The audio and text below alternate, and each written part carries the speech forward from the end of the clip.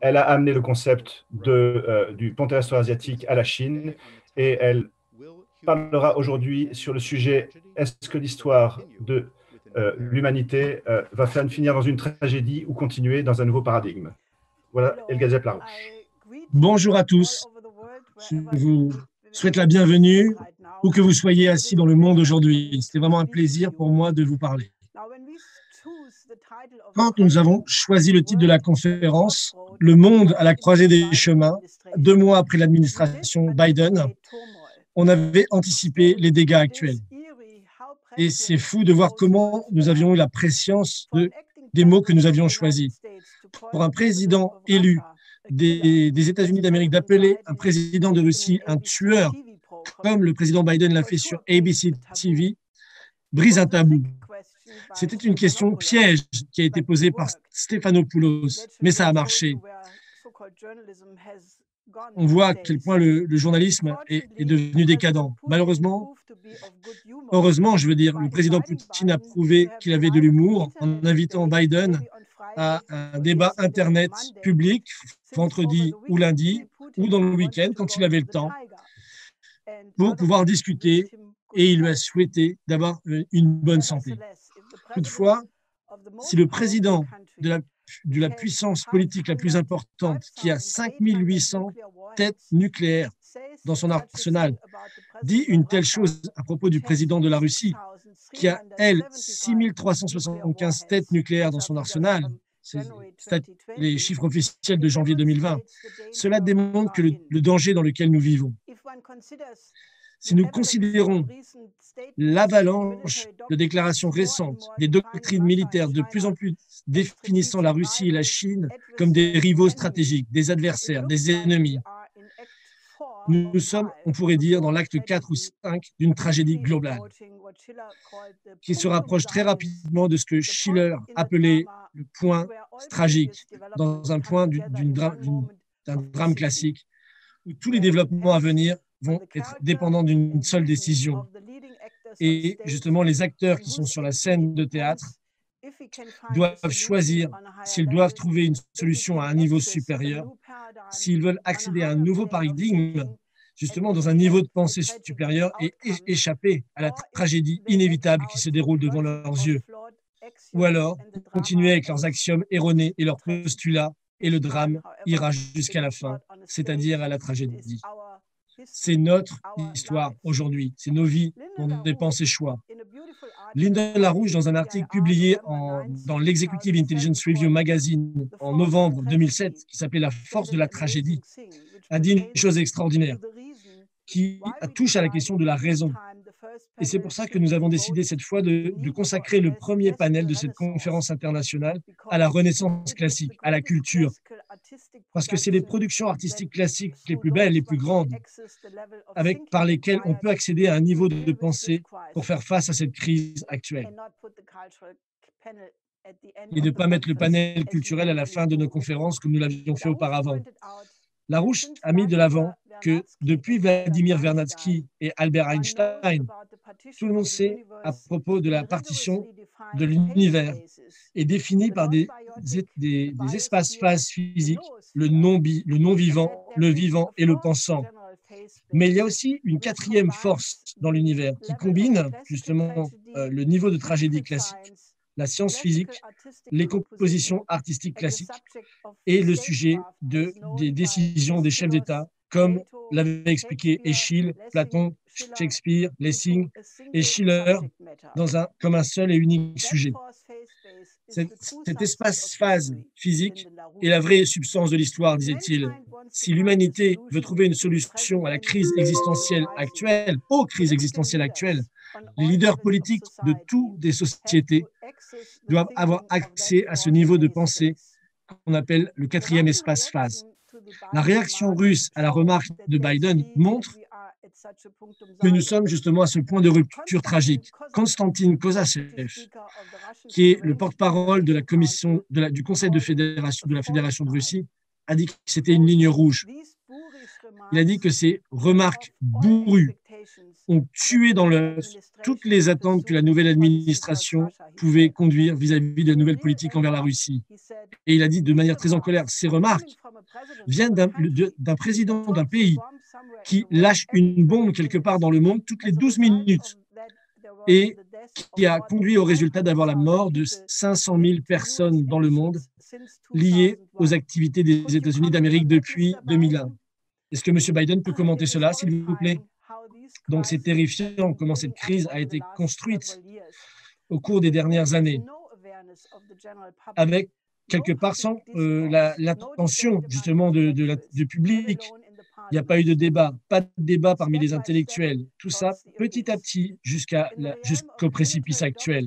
Dans le domaine de la doctrine militaire, il y a eu aussi un changement majeur dans le but d'imposer une confrontation avec la Russie et la Chine qui a commencé en décembre 2017 avec la publication de la stratégie nationale américaine qui définit pour la première fois la Russie et la Chine en tant que rivaux géopolitiques. Cela a été continué ensuite, en janvier 2018, par le document de stratégie de la défense nationale américaine qui a été promu dans la revue nucléaire américaine avec l'annonce de la création d'un centre de commande de l'espace de l'armée américaine et également une force spatiale militaire dont le but est la domination américaine dans l'espace pour empêcher la Chine de définir les nouvelles règles dans ce domaine. Ensuite, en mars 2021, la Maison-Blanche a publié le Guide stratégique pour la sécurité nationale américaine, un document de 24 pages qui réaffirme l'intention d'aligner les démocraties mondiales contre, je cite, l'influence maligne de la Russie et de la Chine et de rétablir un monde basé sur les règles, essentiellement, évidemment, basé sur un OTAN globalisé qui se donne pour mission la formation d'une alliance dans l'Indo-Pacifique contre la Russie et la Chine et qui se dirige vers une position de domination internationale également dans l'agenda de la lutte contre le changement climatique, la réduction des émissions de gaz à effet de serre et enfin de s'assurer que les États-Unis et non la Chine définissent les règles. Tout cela est supposé, je cite le document, de mettre à bas le régime autoritaire de la Chine et dominer la compétition stratégique pour que la Chine ne passe pas devant. Le climat est donc élevé au rang de priorité de la sécurité nationale américaine. Donc, ils vont incorporer les risques climatiques dans leur politique militaire avec des modèles de simulation et vont chercher à définir des modèles de résilience et de déploiement de solutions afin d'optimiser les capacités, je cite, et de réduire notre empreinte carbone. Est-ce que cela ne vous paraît pas étrange que le combat contre le changement climatique devienne la priorité de la sécurité nationale américaine? Mais alors que ces documents officiels étaient restés formellement, on peut dire, dans le domaine du langage militaire un peu professionnel pour les initiés, ces précautions n'existent plus, avec la publication dans le London Telegraph, qui a republié le 28 janvier 2021 un document qui s'appelle le Long Télégramme et qui vient de l'Atlantic Council, qui est écrit par un ancien membre du gouvernement, sous couvert de l'anonymat bien sûr, qui, nous dit-on, a une très profonde connaissance de la Chine. Le titre est clairement une référence consciente au Long Télégramme qui avait été publié par George Kennan en 1946 et qui avait pour but de lancer la guerre froide et la politique pour contenir et contrer l'Union soviétique. Ce document appelle à un coup d'État intérieur organisé contre le président Xi Jinping, justement en essayant de corrompre des membres dirigeants du Parti communiste chinois pour les soumettre à la domination du monde par les États-Unis. Et qui est le principal fondateur de ce think tank? Tous ceux qui vendent des armes aux États-Unis, par exemple Raytheon, General Atomics, Boeing, Lockheed Martin, Northrop Grumman et bien sûr l'OTAN est derrière ce conseil atlantiste. Et c'est pareil du côté des renseignements britanniques avec l'opération Navalny qui a exactement le même but de catalyser un changement de régime contre le président Poutine. Mais avant que j'en vienne à cette question de la Troisième Guerre mondiale, parce que c'est exactement vers ça que nous nous dirigeons aujourd'hui, voyons également réellement ce qui se passe maintenant. Nous n'avons pas entendu il y a quelque temps, après l'effondrement de l'Union soviétique, que nous avions atteint la fin de l'histoire, qui est peut-être une des choses les plus idiotes que j'ai jamais entendues de ma vie. Mais de ce moment-là, les démocraties occidentales allaient pouvoir prendre le contrôle du monde entier et imposer au monde l'ensemble des valeurs occidentales, le néolibéralisme économique, la politique du genre, le déconstructionnisme dans la culture. Et on peut passer en revue cela, ce ne sera pas inutile, parce que ça va nous apprendre comment une tragédie peut être évitée. Évidemment qu'il y a une rivalité entre des systèmes qui sont en compétition, surtout qui ont des conceptions du monde totalement différentes et une vision quasiment opposée du futur de l'humanité. En 1978, quand Deng Xiaoping a lancé les réformes et l'ouverture de la politique chinoise, après la traversée du désert de la révolution culturelle, la Chine était l'un des pays les plus pauvres du monde. Mais en appliquant les meilleurs aspects de la tradition de l'économie physique, dont on trouve les origines dans les écrits de Gottfried Wilhelm Leibniz, développés ensuite par Hamilton, Friedrich List, Carré et Witte, cela a mis la Chine sur la course aux innovations continues, qui ont duré pendant 40 ans et qui lui a permis aujourd'hui de sortir 850 millions de Chinois de l'extrême pauvreté, qui est pour évidemment chaque être humain un accomplissement historique dans l'histoire de l'universel. Et ils ont atteint ce but d'éliminer l'extrême pauvreté dans toute la Chine avant la fin de 2020, alors qu'aux États-Unis et en Europe, c'est le contraire qui s'y place. La pauvreté augmente. En 1991, nous avions proposé, nous, l'Institut Schiller, l'idée du triangle productif Paris-Berlin-Vienne, qui était la proposition qu'avait fait Lyndon LaRouche, mon mari qui est décédé, au moment de la chute du mur de Berlin en 1989, et qui est devenu ensuite le pont terrestre eurasiatique, qui était modelé justement sur le système de l'ancienne route de la soie, de développement de corridors pour connecter les populations et les centres industriels de l'Europe avec ceux de l'Asie, afin d'industrialiser tous les endroits qui étaient un petit peu enclavés sur le continent eurasiatique. Et cette idée, c'était une pensée originale pour tous ceux qui venaient, qui évoluaient dans la tradition philosophique de Nicolas de Cuse, Kuzansky, Vernadsky, Kraft et Ricoeur aussi. L'idée que la vie développe avec la photosynthèse des océans, les organismes, des flux de densité énergétique toujours plus grands, et en tant qu'espèce, et surtout qu'on développe notre aspect créatif, établir des nouvelles relations, une nouvelle existence dans l'univers. La course naturelle de l'évolution de ces nouvelles espèces est à travers les infrastructures, de se déplacer sur les continents. Et l'ouverture et le développement des zones enclavées sur notre continent à travers le développement de ces corridors infrastructurels était une idée évidente. Et donc, c'était une idée évidente de développer ces corridors eurasiatiques, que quand le mur allait se désintégrer. Et l'idée était d'avoir un développement infrastructurel de tous les continents sur la planète qui serait l'évolution naturelle de l'humanité qui permettrait aussi à l'humanité d'aller dans l'espace, d'avoir des colonies sur la Lune et Mars et de faire sauter à l'espèce humaine ce saut de devenir une espèce galactique. Et j'ai fait un discours pour mettre en garde dans les années 90, que si on faisait encore la même erreur, pour surimposer au monde l'économie de libre-échange sur l'économie communiste qui s'était effondrée, alors on pourrait continuer l'économie casino pour un certain temps, mais qu'on aurait à terme encore un plus grand effondrement de l'ensemble du système. Et si le triangle productif et les propositions de pont terrestre eurasiatique auraient pu être le plan de paix pour le XXIe siècle, donc ça aurait été un plan de paix parfait. Mais ça a été rejeté par l'Occident pour des raisons géopolitiques. Au lieu de ça, les États-Unis, la Grande-Bretagne, la France, en particulier à cette époque, étaient de faire de la Russie une sorte de pays du tiers-monde. Jeffrey Sachs et la thérapie de choc au moment de la période de Yeltsin organisé un génocide de la population où il y avait une réduction de la population de 1 million par an. Donc, c'était un génocide complet. Et aux États-Unis, avec la politique énoncée en 1992, ce qu'on appelle le Project for a New American Century, le projet pour un nouveau siècle américain, l'idée était, avec Dick Cheney, que les États-Unis allaient devenir la seule superpuissance du monde et qu'elle n'admettrait jamais aucun rival stratégique sur la planète. En juin 1992,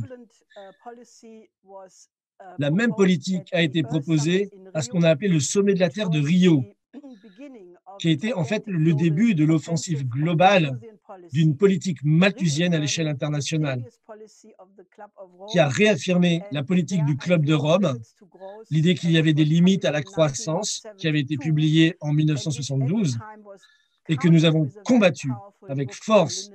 Linda LaRouche avait publié un livre qui s'appelait « Qu'il n'y avait pas de limite à la croissance ».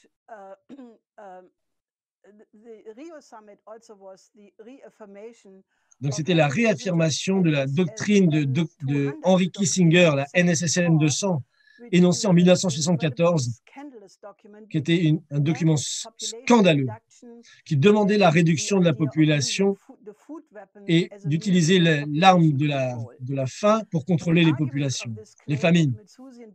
Donc, c'était la volonté claire d'une domination malthusienne dans un monde unipolaire, basé sur l'idée que les ressources étaient limitées, qu'il y avait un trou d'ozone, que les forêts allaient disparaître, qu'il fallait que l'énergie nucléaire, c'était le fascisme, et maintenant la doctrine du changement climatique. Mais la vraie question derrière, ça a toujours été l'ordre impérial oligarchique qui est contrôlé par une petite élite oligarchique pour contrôler la population mondiale. En 1992, qui a été seulement 14 années après la politique de réforme de Deng Xiaoping, la Chine avait justement lancé sa politique de progrès. Mais c'était exclusivement un développement sur la côte et il y avait encore beaucoup de pauvreté dans le reste du pays. J'ai participé en 1996 à une conférence à Beijing où nous avons proposé à la Chine un document qui s'appelait le développement de la région le long du pont terrestre eurasiatique. Et ça a défini la perspective à long terme de la Chine jusqu'en 2010. Mais ça a été interrompu par ce qu'on appelait la crise asiatique de 1997. En 2001, la Chine a été invitée à participer à l'Organisation mondiale du commerce avec l'attente, l'intégration de l'intégrer dans le marché mondial pour que la Chine adopte les valeurs occidentales, la démocratie occidentale, etc. Qu'elle accepte le consensus de Washington, le monde basé sur l'ordre unipolaire occidental et l'économie casino de Wall Street et de la City de Londres. Mais au lieu de voir la fameuse fin de l'histoire, la Chine a ressuscité sa tradition de plus de 5000 ans et sa culture historique. En 2013, Xi Jinping, au Kazakhstan, a annoncé la politique de la nouvelle route de la soie et qui, en 7 ans, est devenu le plus grand projet d'infrastructure de l'histoire humaine. 150 pays collaborent déjà avec ce projet. Et comme l'a dit Bill Maher dans une vidéo récente, et celui qui ne voit pas est vraiment idiot. Parce que la Chine, elle a été capable de construire 40 000 kilomètres de trains à grande vitesse, 500 nouvelles villes, complètement nouvelles pour des millions d'habitants, la recherche dans la fusion thermonucléaire la plus avancée du monde, une mission sur la face cachée de la Lune et maintenant une mission sur Mars.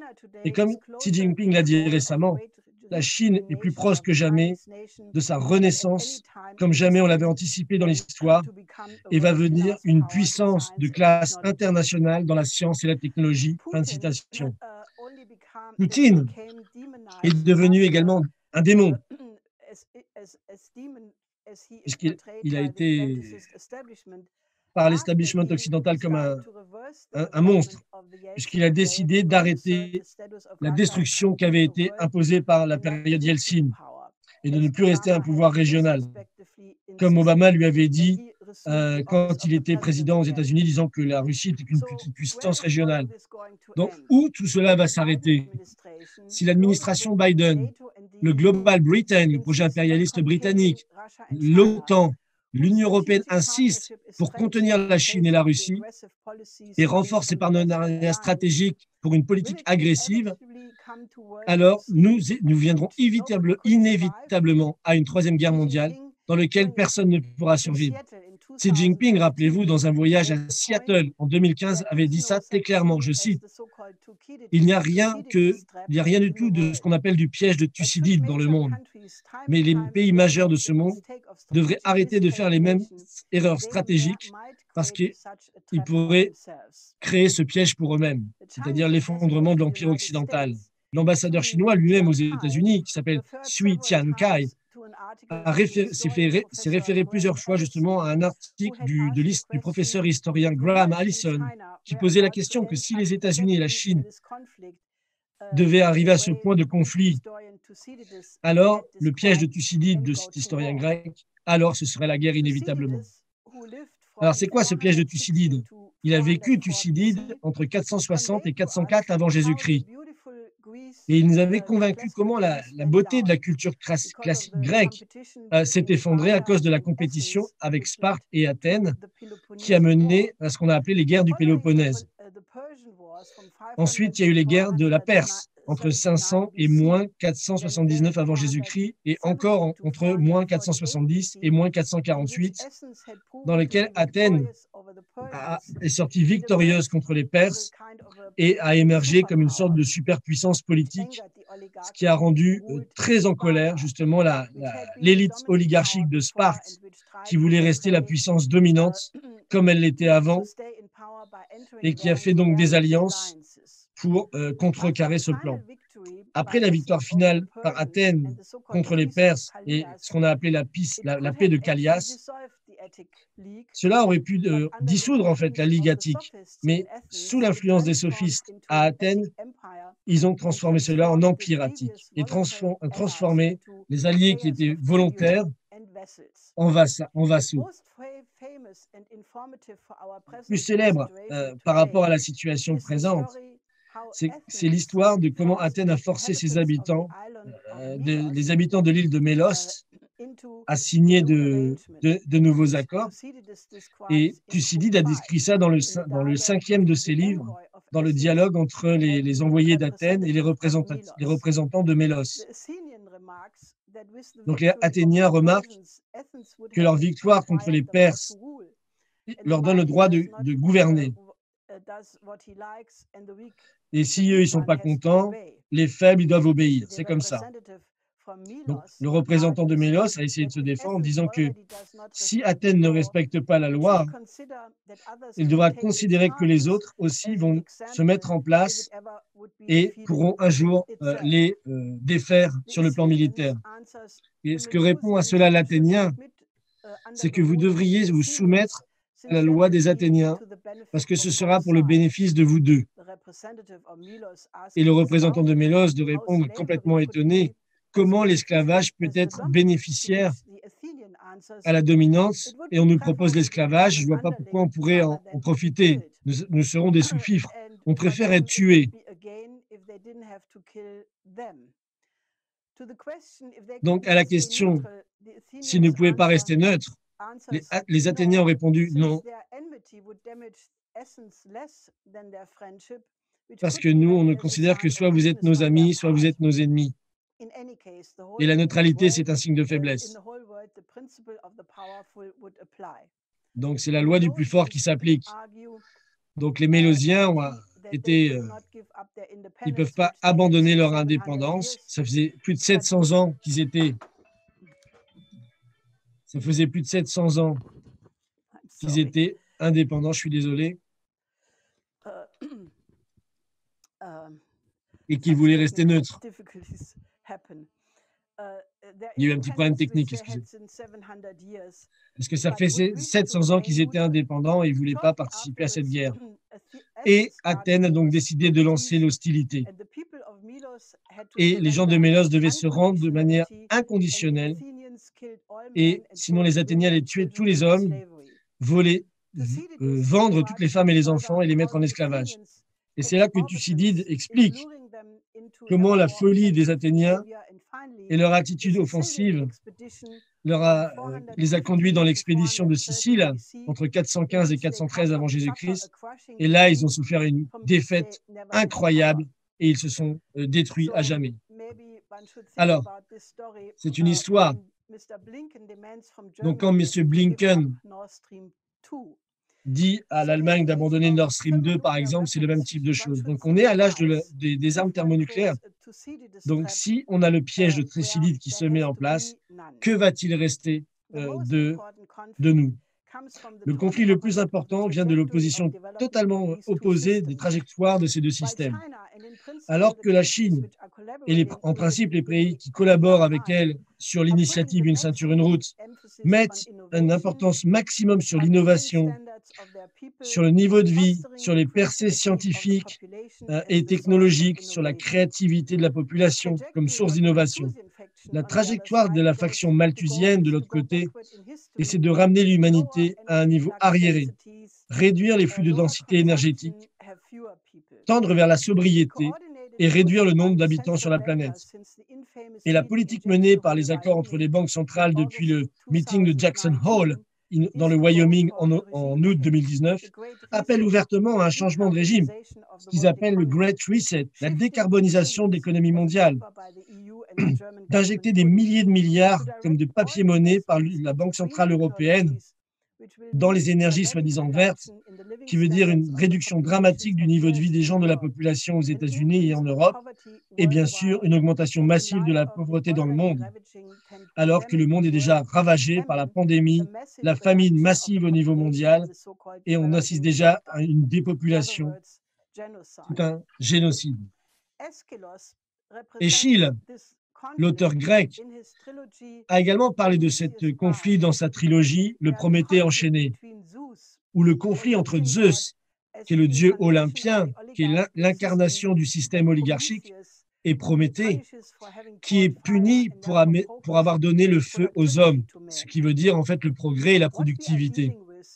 Et ce à quoi nous faisons face aujourd'hui, et ça c'est clair entre les deux trajectoires opposées qui nous gouvernent aujourd'hui, c'est l'idée de l'image de l'homme.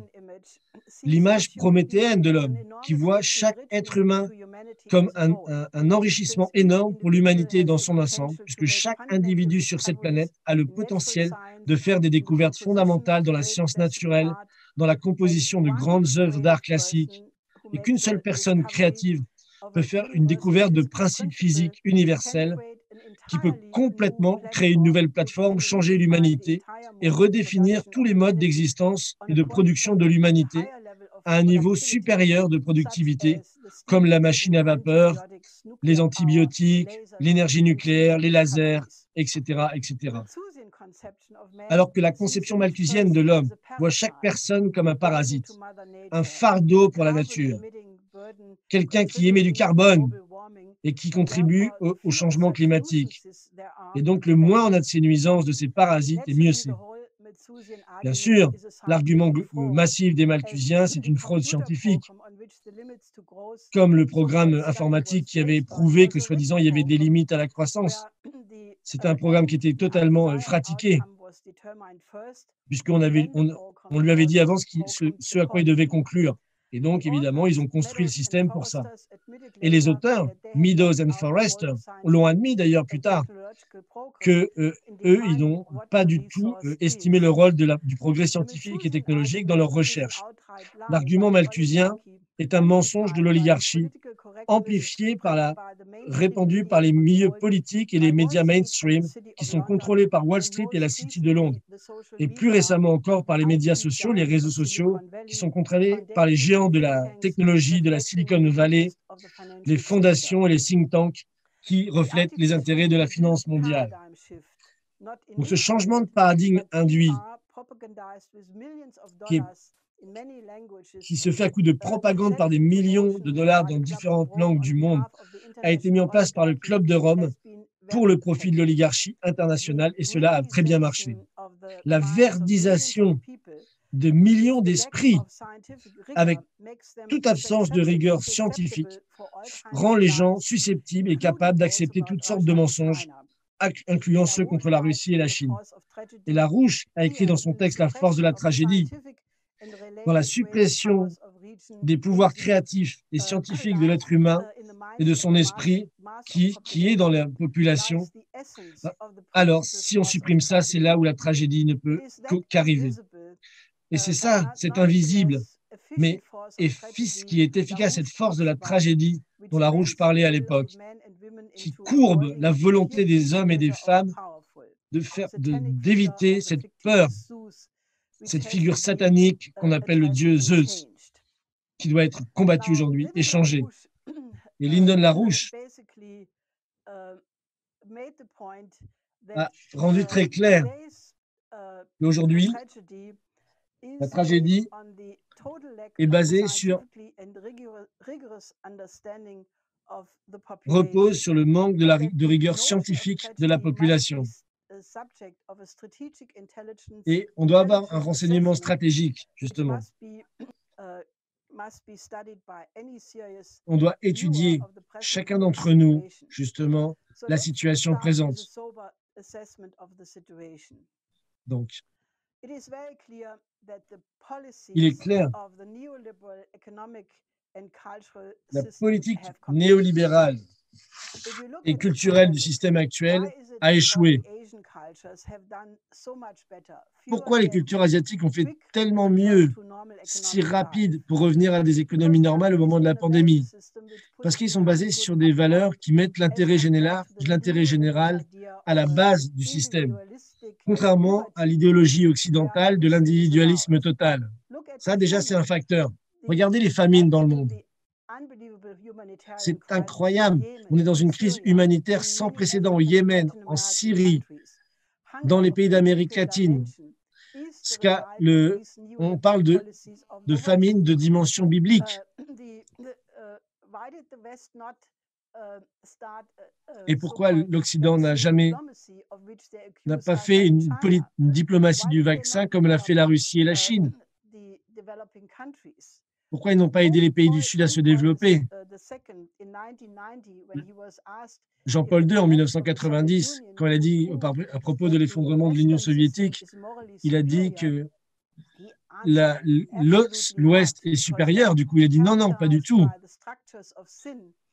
Parce qu'elles sont caractérisées par le péché. Et voilà, vous voyez ce qu'on a aujourd'hui. Donc, l'échec de l'Occident est le résultat d'une crise culturelle très profonde qui peut être comparée à la fin de l'Empire romain. Regardez la culture populaire, le divertissement, du satanisme à la perversion la plus totale, de la banalité. Nous avons vu une érosion, une amnésie même de la mémoire culturelle de notre vraie tradition. Pour la grande partie des jeunes aujourd'hui, ils n'ont aucune idée de ce qu'est la culture classique. Ils pensent que les Rolling Stones sont des classiques. Les contemporains aujourd'hui ne savent même pas ce qu'ils ont oublié. Et donc, pour arrêter cela, on doit regarder l'histoire universelle dans la manière où Schiller le disait. Dans son discours de l'Iéna en 1789, ça a pris quelques centaines d'années à l'homme, milliers d'années, pour arriver justement à ce haut niveau de culture classique à travers Dante, Alighieri, Bach, Dante, Schiller et tout cela. C'est ça la différence entre l'être humain et toutes les autres formes de vie. Et la preuve, c'est que la capacité volontaire de l'esprit humain d'augmenter son potentiel de densité démographique en quelques milliers d'années seulement, en 10 000 ans, le rend capable d'augmenter sa population de quelques millions jusqu'à 8 milliards aujourd'hui. Et ça s'est fait très rapidement. Et comme M. Larouche a insisté à beaucoup de reprises sur cela, aucun grand singe ou animaux de compagnie, aucun chien n'a jamais été capable justement d'imiter cette capacité créatrice qu'a seule l'espèce humaine dans son essence. C'est notre essence. mais ils n'ont jamais découvert de principe physique universel, les animaux. Et c'est ça la différence fondamentale entre le vivant et le pensant. Et si l'on étudie toutes les créations de la culture humaine, tout ce que nous avons développé, l'origine de la culture mésopotamienne, grecque, chinoise, le confucianisme, la philosophie de Confucius, qui a permis 2000 ans de culture et de renaissance dans l'histoire chinoise, la librairie d'Alexandrie, les tragédies grecques classiques, les poèmes indiens, donc qui a permis à la Renaissance carolingienne, qui a permis de redécouvrir justement les trésors de la Grèce classique, la dynastie des Song. Frédéric of Tauschen a travaillé sur ces questions-là.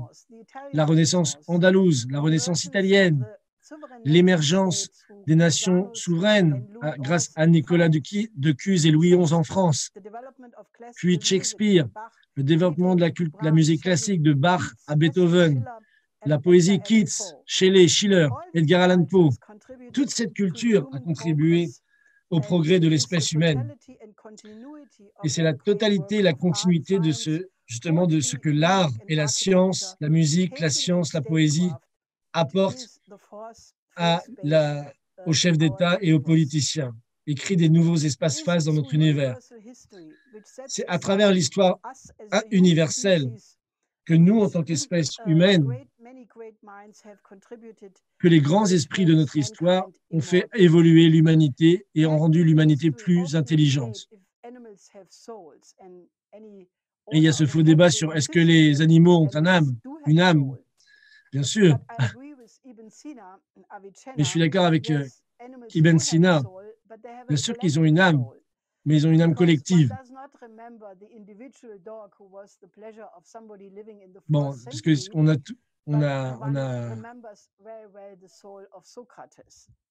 on se rappelle pas de l'animal de compagnie qui a vécu au XIVe siècle, de son âme, mais on se rappelle de l'âme de Socrate, par exemple. Parce qu'on participe justement dans cette force, cet espace-phase du pensant de l'univers à travers nos différentes cultures. Et on a besoin justement de cet échange. Et alors, on aura quelque chose de concret pour sortir de cette crise existentielle actuelle. Et on doit faire des choses très concrètes pour sortir de cette crise. Dans le domaine militaire, on doit avoir quelque chose d'équivalent à l'initiative de défense stratégique, c'est-à-dire de rendre l'arme nucléaire obsolète d'un point de vue technologique et avec une architecture globale à l'échelle mondiale. De mettre fin à l'économie casino mondiale. On a besoin une loi de séparation bancaire au niveau international et un nouveau système de crédit public dans chaque nation qui respecte la souveraineté de l'autre, la non-ingérence et l'existence de la différence des systèmes sociaux et culturels. Le respect, alors les choses changeront. On a besoin également d'un nouveau système de santé international dans chaque pays de ce monde, avec le meilleur de la technologie actuelle et, comme on l'a vu, n'était pas présent face aux pandémies modernes. On doit doubler la production alimentaire mondiale et on doit éradiquer la pauvreté à travers le développement économique et s'en débarrasser pour toujours. Et toutes ces choses ne marcheront pas si nous n'avons pas un nouveau paradigme avec la culture classique qui est reliée justement sur l'identité même de l'homme. Contrairement aux libéraux qui disent que, bon, allez, on continue comme ça, nous disons,